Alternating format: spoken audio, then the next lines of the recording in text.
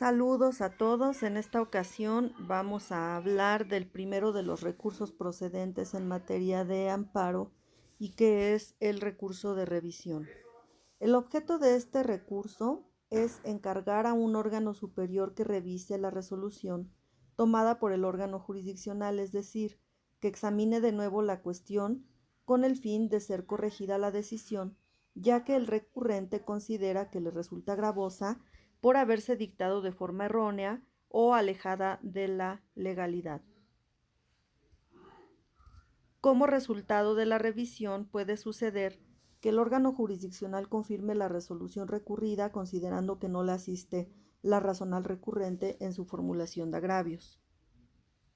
También puede suceder que se modifique la resolución cuando se cambia parcialmente el sentido de esta o se revoque la resolución cuando el órgano revisor considere que la respuesta jurídica al asunto debe ser distinta.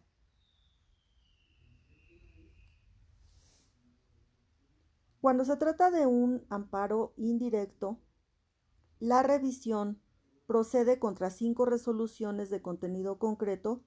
que la Ley de Amparo enuncia en su artículo 81 y que son las siguientes: las que concedan o nieguen la suspensión definitiva, las que modifiquen o revoquen el acuerdo en que se conceda o niegue la suspensión definitiva, o las que nieguen la revocación o modificación de esos autos, las que decidan el incidente de reposición de constancias de autos, las que declaren el sobreseimiento fuera de la audiencia constitucional y las sentencias dictadas en la audiencia constitucional. En cada caso, el objeto de impugnación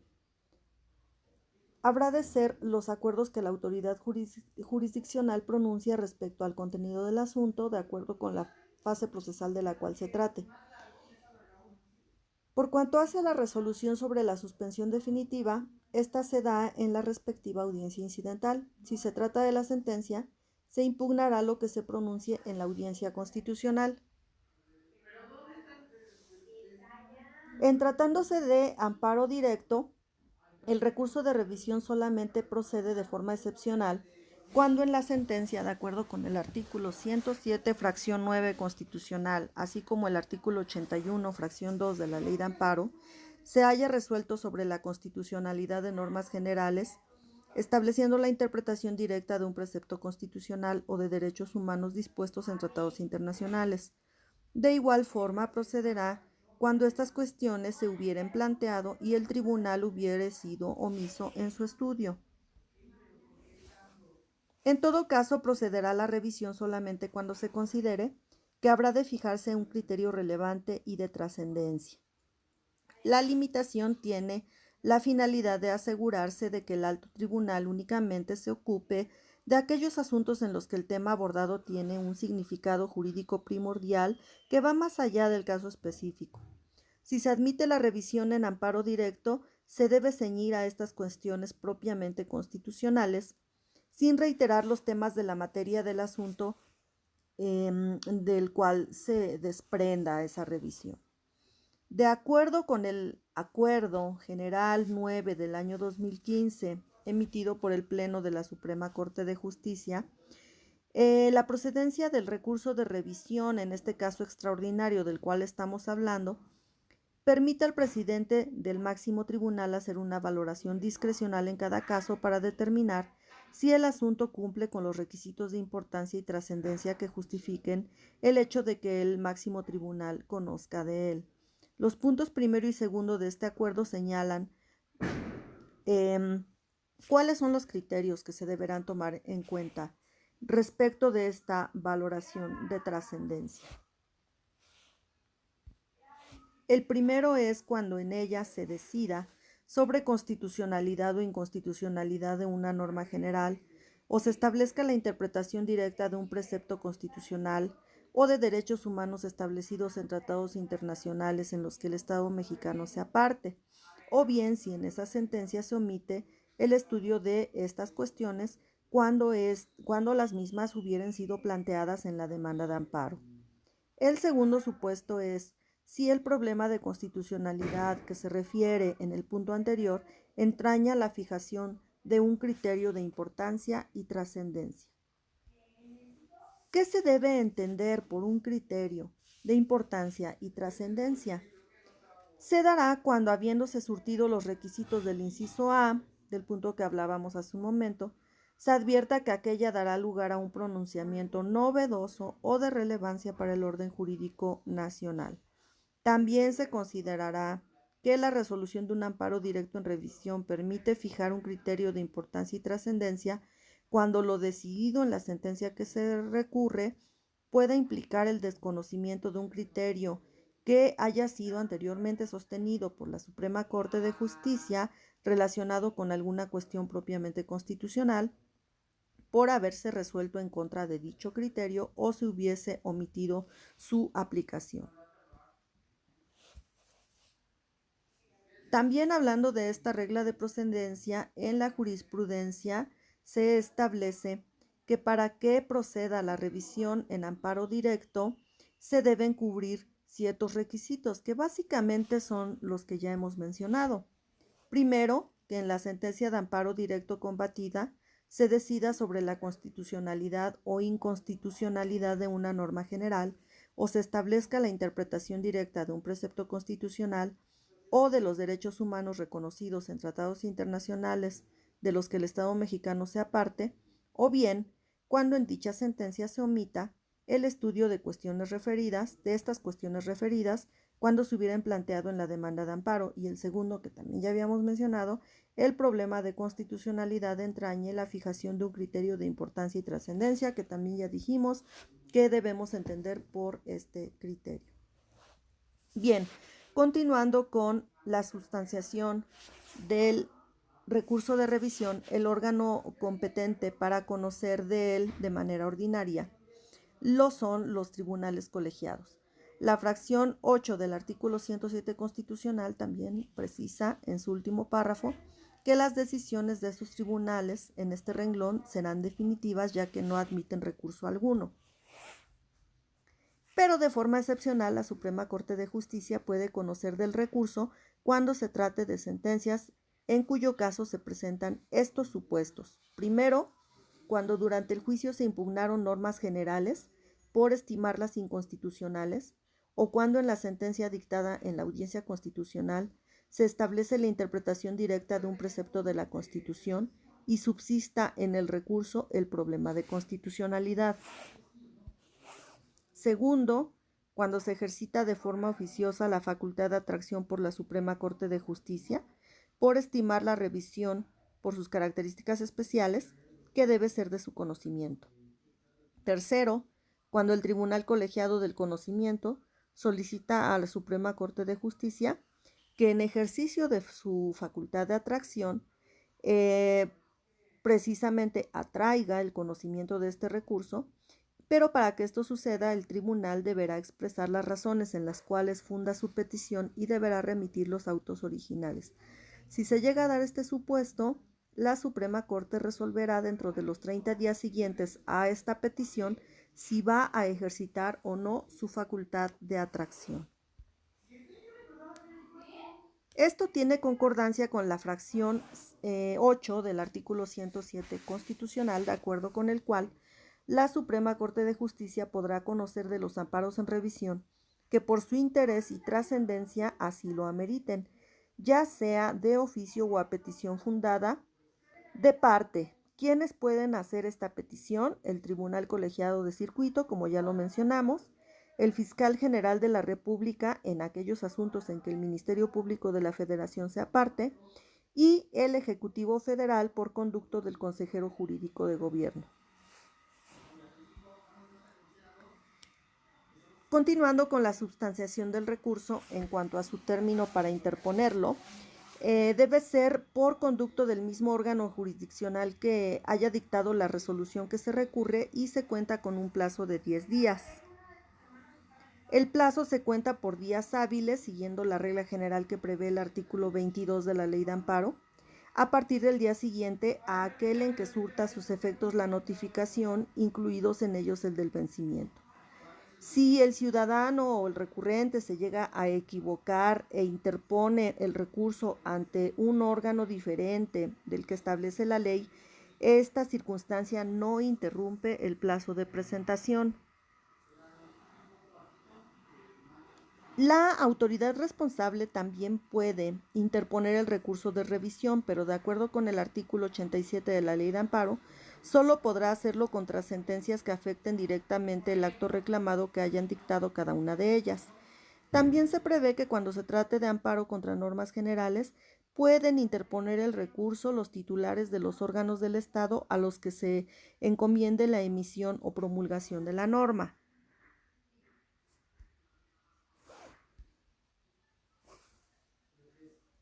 En este supuesto se encuentran excluidas las autoridades judiciales,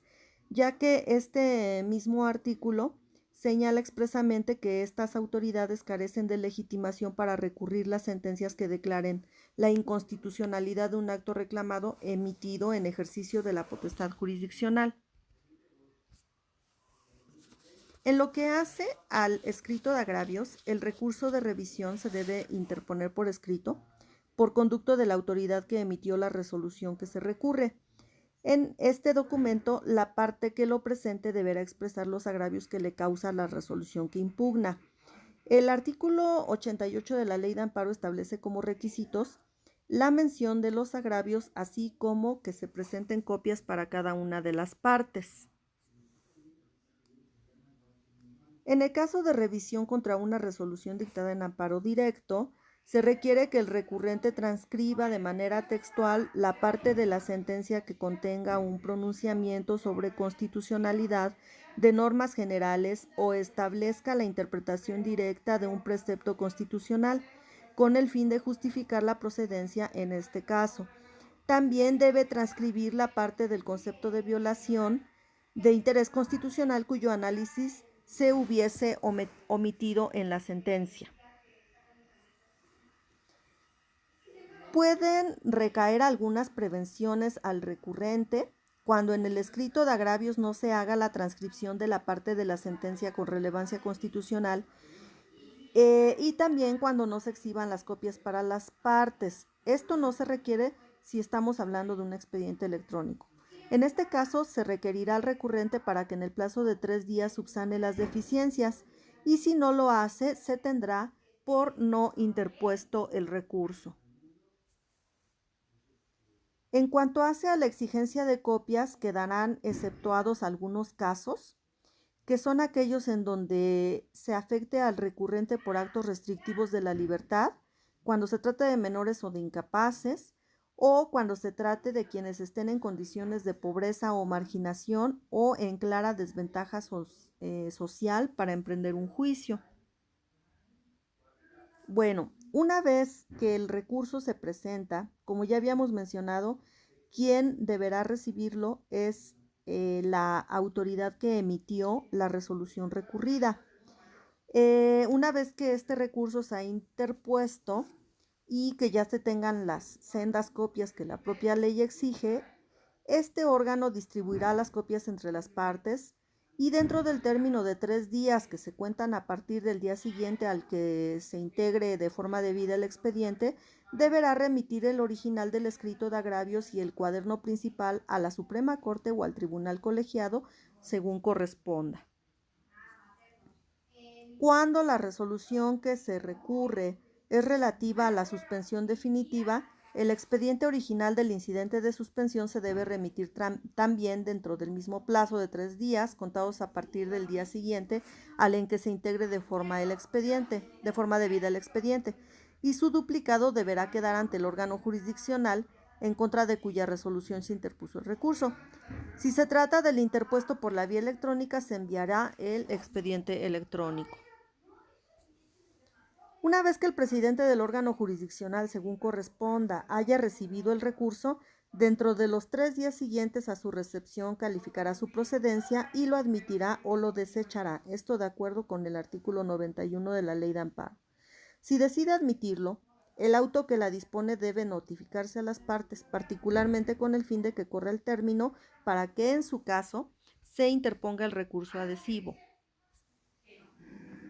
Esto del recurso adhesivo lo contempla la ley de amparo en el sentido de que la parte que obtuvo la resolución favorable en el juicio de amparo se puede adherir a la revisión interpuesta por otra de las partes siempre y cuando tenga algún agravio por expresar. En este caso, de acuerdo con el artículo 82, se contará con el plazo de 5 días para presentar dicha adhesión, contados a partir del día siguiente a aquel en que surta efectos la notificación de la admisión del recurso. Como este recurso tiene una naturaleza accesoria, en su tramitación se sigue la suerte del principal. Una vez que fueron notificadas a las partes el auto de admisión y una vez que ha transcurrido el plazo para adherirse a la revisión, ya sea que alguien lo haya hecho o no, se turna de inmediato el expediente al ministro o magistrado que corresponda, según se trate de que el recurso lo vaya a conocer la Suprema Corte o bien lo vaya a conocer un tribunal colegiado. La resolución, de acuerdo con la ley de amparo, deberá dictarse dentro de un plazo máximo de 90 días. En el artículo 93 de la ley de amparo se establece